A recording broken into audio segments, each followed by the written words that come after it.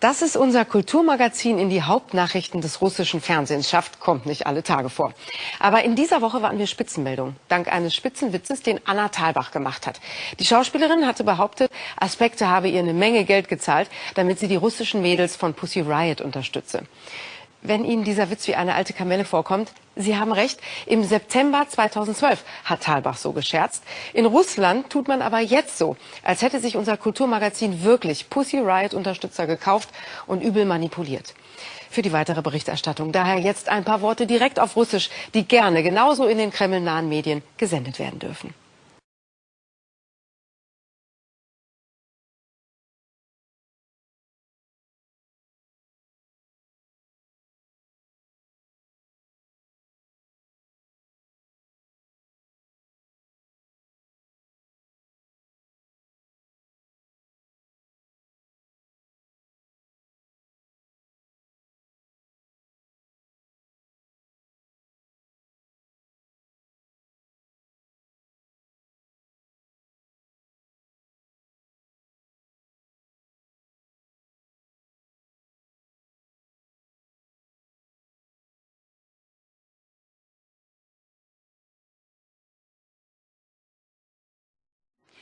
Дорогие коллеги из «Времени», «Вести» и «Комсомольской правды», мы удивлены.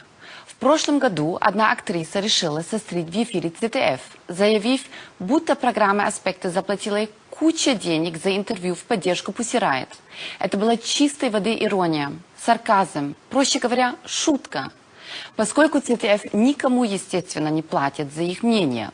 Но вы выдали за серьезный факт шутку из веселого шоу. Так что, во-первых, ваш сюжет сплошь фальшь, а во-вторых, слишком поздно, двойной успех. Коллеги, вы торгуете старыми шутками. Спасибо.